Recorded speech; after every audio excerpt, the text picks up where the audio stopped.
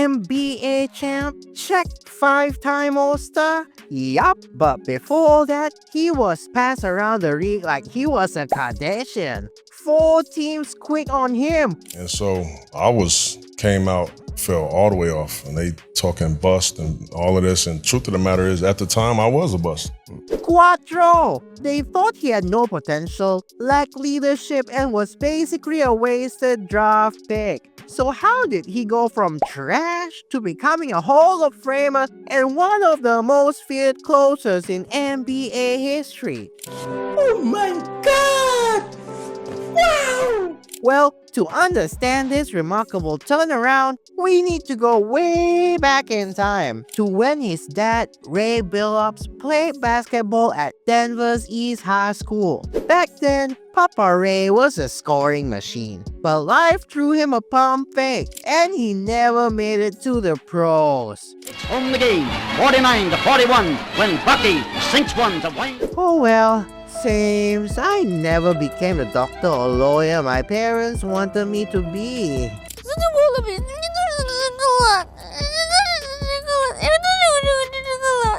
Oh yeah. Anyway, but when little Chauncey came into the picture, Ray made it his mission to pass down every ounce of basketball wisdom he had. And the kid soaked it all up like a sponge. By the time he got to 5th grade, he had earned the nickname the King of Park Hill due to his skills. A few months later, that nickname was upgraded when Coach Bobby Wilkerson started calling him Smooth.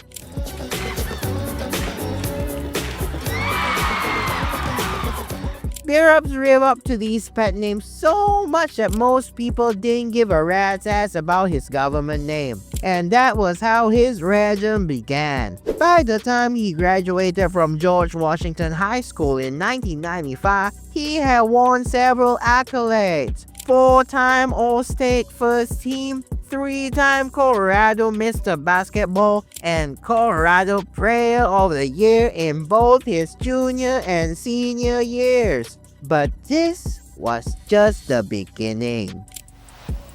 Wow! Next, he committed to play college basketball at the University of Colorado. His friends weren't supportive of the move. In fact, they thought he'd lost his damn mind because according to them, black athletes aren't treated well on the Boulder campus. And the team never makes it to the NCAA tournament. But Billups stuck to his decision, and it paid off. In just 2 seasons with the Colorado Buffaloes, he averaged 19 points, 6 boards, and 5 dimes a night. On top of that, he carried the team to their first NCAA tournament in almost 30 years. And he scooped up more personal accolades. But most importantly, he proved one universal truth. Sometimes your friends are idiots and have no idea what they're talking about.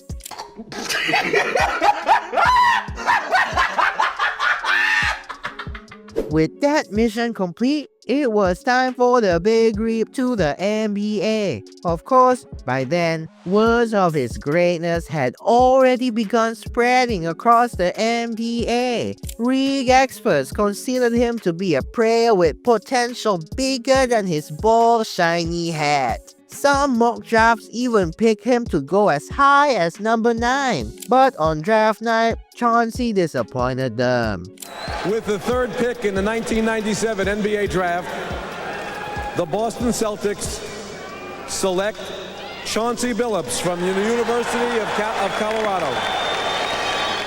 In his very first game with the Celtics, he dropped 15 points, 2 rebounds, and 4 assists in just 16 minutes. But ultimately, he ended up being a misfit for the team. I guess they don't like him because exactly 51 games after he was drafted, Billups was traded to the Toronto Raptors. Toronto! The city that's cold as tits. This made him only the 2nd rookie first rounder to be traded in his debut season since Rick Roby back in 1979. It was a humiliating experience, so could it get any worse? Well, let's find out. Billups played just 29 games for the Raptors before he was dealt again, this time to the Denver Nuggets. You'd think this was going to be a fairy tale return home, but what happened next was a nightmare. And after 2 uninspiring seasons in his hometown, he was traded to the Orlando Magic. By now, the media sharks were already circling around him. Some said he was too selfish. Others claimed he was a shooting guard trapped in a point guard's body. Even his own fans were beginning to call him a bust, but they weren't totally wrong.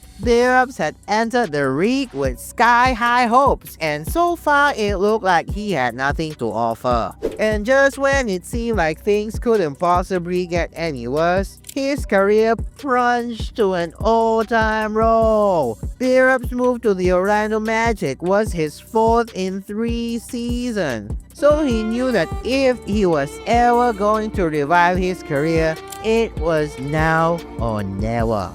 Unfortunately, he didn't even get the chance to try. The Orlando Magic front office and coaching staff never really fancied him. He was excluded from practice and road trips and didn't even play a single game for the team until he was released in 2001. I mean, what the hell? What the hell? No way! At this point, it seemed like his NBA career was over. But then one day, he received a call from Kevin Garnett. A call that would ultimately change everything for him. After the convo, Billups agreed to team up with KG and the Minnesota Timberwolves for the 2000-2001 season.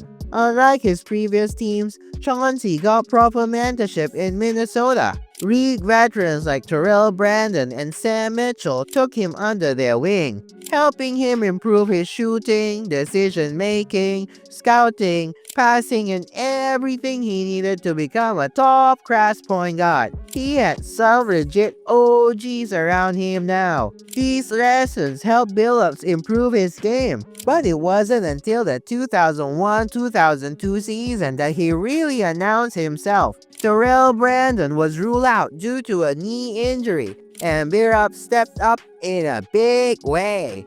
He helped Minnesota rack up 50 wins, and in the playoffs, he went full flamethrower mode, averaging 22 points per game in a tough series against the Dallas Mavericks. Following this breakthrough season, Billups was keen to resign with the Timberwolves. However, he changed his mind after hearing that Brandon would play ahead of him. In June 2002, he joined the Detroit Pistons as a free agent in a deal worth $35 million.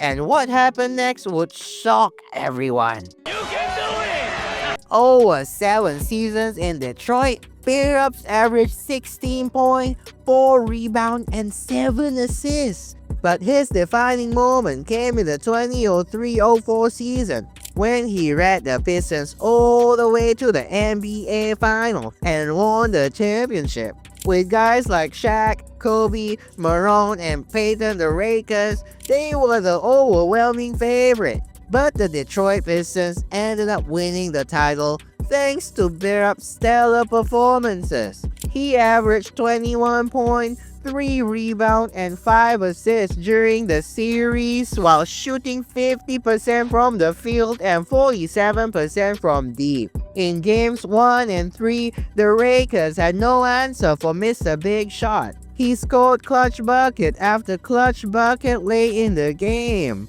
In the final minutes of Game 4, he had multiple makes and a clutch jumper over Gary Payton to seal the deal. In Game 5, he controlled the game flawlessly like he was Tom Brady. That was all he wrote. He bagged himself the Finals MVP, and it was a surreal moment, considering all the struggle and humiliation he faced in the first 8 seasons of his NBA career. After all the places you've been.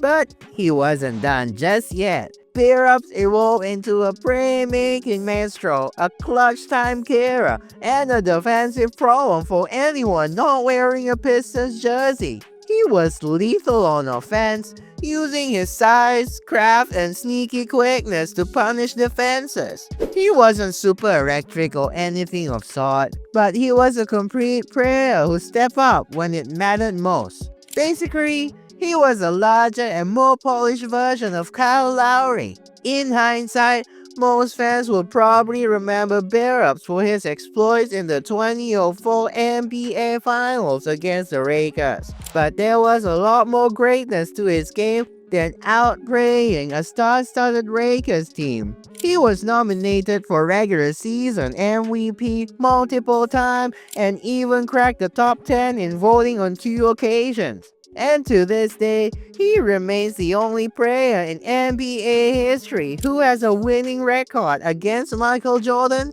LeBron James, and Kobe Bryant. For a guy once written off as a bust, that is incredible. Sure, he was passed around like a blunt, and you could point out that he was a late bloomer. His career averages of 15 points, 5 assists, and 3 rebounds aren't exactly video game numbers. But guess what? Whenever the pressure was at its highest and the game was on the line, Chauncey always showed up, and for that, he will forever be remembered as one of the most feared players in crunch time.